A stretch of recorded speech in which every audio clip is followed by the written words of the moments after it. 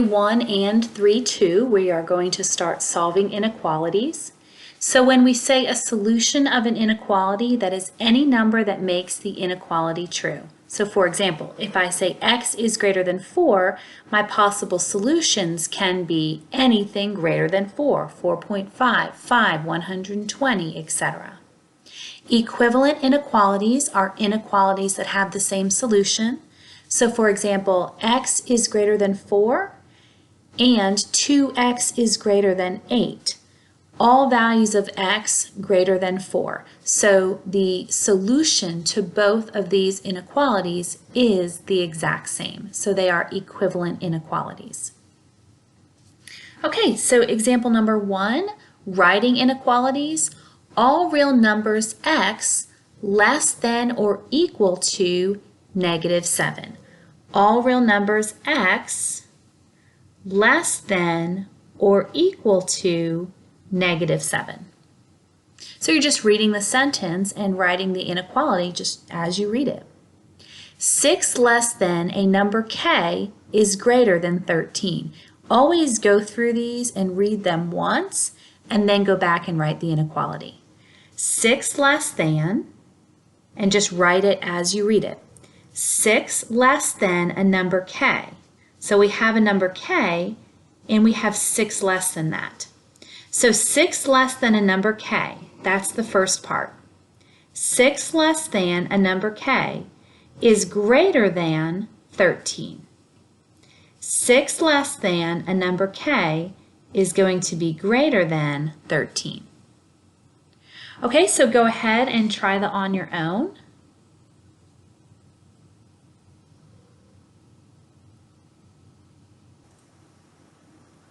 And here are the answers. All real numbers p greater than or equal to 1.5.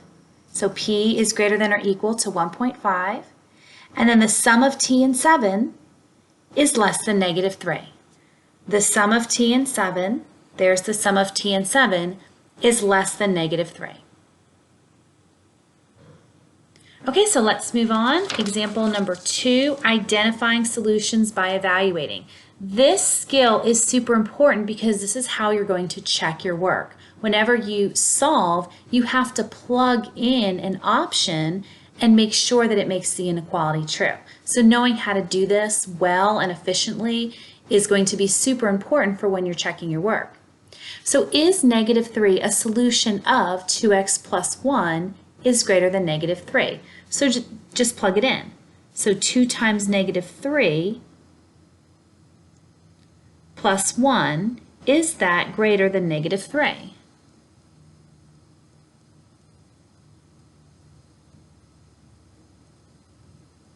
And the answer is no.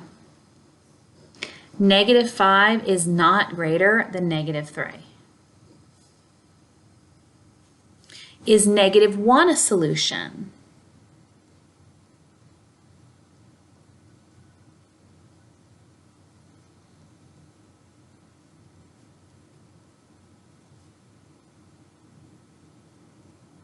Yes, because -1 is greater than -3. And even algebra students still get messed up in those negatives and which one is greater or which one's less than. And I'm telling you, if in your head you always think of it in terms of money, it always helps kids think of it more cleaner or more clearly. You see it clearer when you think of it in terms of money. For example, would you rather be in debt $5 or $3? Well, clearly you'd rather be in debt $3, so 3 is greater. It's a greater value. Would you rather be in debt $1? Would you rather owe your mom $1 or have to owe your mom $3? You'd rather owe her just $1, so that's a greater value. As soon as you start thinking of it in terms of money, all of a sudden it makes more sense to people. Even when you're adding and subtracting negatives, and you have -4 minus -3, always do the keep, change, but then always think of it in terms of money. And people always think of it, it makes more sense to people when they think of it in terms of money, because it's something we can relate to. Okay, so go ahead and hit pause and do this on your own. And here's your answer. Be careful on your order of operations here. Remember, GEMDAS, your multiplication and division has to come first. If you made any error, it's probably in that. Here, again, your multiplication has to come first before you do any addition and subtraction. Again, I know Algebra 1 students still make those type of math errors. Again, most of the errors in Algebra 1 at this point are still just basic math computation errors more than conceptual. Here the answer is yes, because remember it's 6 is less than or equal to 6. If you mess those up, especially this part right here, please redo it. Okay, so let's move on. Example number 3. Graphing. Whenever you have this, always rewrite it. Remember, we are always graphing in relation to the variable. Let me say that again. You are always graphing in relation to the variable. So rewrite it. 2 is greater than or equal to A is the same as A is less than or equal to 2. Always rewrite it, and it helps you see it better so you can graph it. And then when you're rewriting it, don't mess up in rewriting it. It's not silly to use the same sort of thought process that you did back in elementary school. Think the arrow's pointing to the A over here, the arrow has to be pointing to the A over here.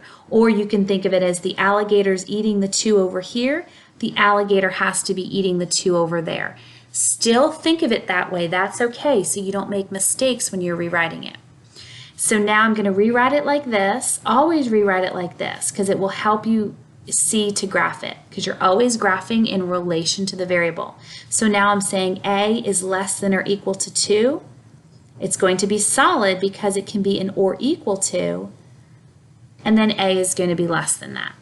I always shade above the line just so you can see it better. A is all values less than or equal to 2. Okay, so go ahead and do these on your own. And again, always shade above the line or use a different color so you can see your arrow. Here are your answers. Remember, if it's an or equal to, that means it's including the number. If it's just a less than or a greater than, but it's not an or equal to, you're leaving it open because it's saying it's not including that value. But for example, here it's but anything less of it, just anything less than it, but not including it. And also be careful on here, rewrite it, please rewrite it. And remember, think, when I rewrite it, don't mess up in rewriting it. The alligator's eating the N, the alligator has to be eating the N. But always rewrite it, and that will help you graph it. Trust me, I know the mistakes algebra students still make, and one of it is they don't do this and then they mess up in their graph. Okay, so let's move on to example number 4. Now we have a graph and we're going to write the inequality from the graph. So writing an inequality from the graph, I include the value of -1 and it's going to be greater than. So x is going to be greater than or equal to -1. It includes -1 and anything greater than that. Here it does not include 4, but it's anything less than that. So x is going to be less than 4, but not including 4. Here it includes -1. Here it does not include 4 because it's open. Okay, so go ahead and hit pause and work out these on your own. Okay, and here are the answers. X is less than -3. X is greater than or equal to 0 because it's closed, so it does include 0. Okay, so that should have been all review. So now let's move on. Now we're going to go ahead and solve. And the process of solving inequalities is really not much different than solving equalities. Not yet. There's something we'll get to in the next lesson with multiplication and division of a negative that changes things a little bit, but the process itself is going to be, right now, is going to be the exact same as you've been doing. So I have x is, let me rewrite this, x minus 15 is greater than negative 12. What am I going to do? I'm going to add 15 to both sides, and I get x is greater than 3. Then how do I check it? I take any value greater than 3 and I plug it back in. Sometimes the easiest thing is always think in relation to 0. So if x has to be greater than 3, that means 0 should not work when I plug it in. So plug in 0 and it should not work. Kind of the easiest way to quick check that. Okay, so t plus 6 is greater than negative 4. I'm going to subtract 6 from both sides. I'm going to go keep, change, and that's negative 10. T is going to be greater than negative 10. So a quick check, if t is greater than negative 10, 0 should work. So if I plug 0 back in, it should work and the equation should be true. Okay, so go ahead and hit pause and do these on your own. N is less than 2 is the answer to the first one. If n is less than 2, if I plug 0 in, it should work to check my answer. Here, y is less than or equal to negative 13. So if I plug 0 in, it should not work because y has to be less than or equal to negative 13. Okay, please be careful. Here, I'm subtracting 12 from both sides. Keep, change. Go through that process so you don't mess up in your math and you get negative 13. Now you have to rewrite it. This is not appropriate form. And when you're rewriting it, don't mess up. Think, the alligator's eating the negative 13 over here, so the alligator has to be eating the negative 13 over there. Okay, so let's move on. Example number 6. These are fun because I like these. You know why? You have been doing inequalities your entire life. You just don't realize it. And so now you're going to be creating equations, or excuse me, you're going to be creating inequalities to situations you've actually been doing your whole life. You're just going to be putting it on paper now. The computer can store 120 gigabytes. Well, I've used 85. So I want to store more videos. So what are the possible sizes of the video collection I can save? I bet you've done this sort of thought process in your head before, and you could probably solve this without putting it into an inequality. But now I want you to think, when you're solving this, in real life when you're doing this, what are you doing?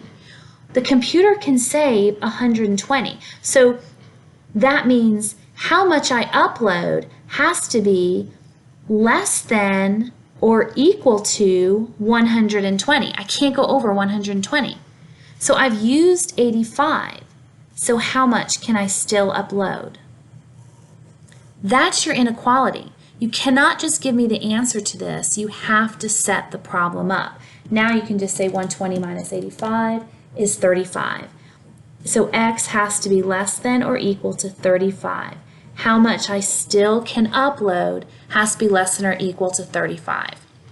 And remember I said a lot of your SAT now, that non-calculator part of your SAT, you don't need your calculator. A lot of it is this. What equation or inequality describes this situation? So you could probably get the answer in your head without just a calculator. Okay, I just take 120 minus 85. Fine, you've been doing that your whole life. You know how to do that. Now, set it up. What are you doing? Tell me mathematically what it is you're doing. And that's what you have to start practicing. Okay, so go ahead and hit pause and work out this on your own. So you have to sell at least 8 plants. The total amount I sold one day plus the total amount I sold another day plus the total amount I still need to sell on Friday has to be greater than or equal to 25. So there's the inequality that describes my situation, and there's how many plants I still have to sell.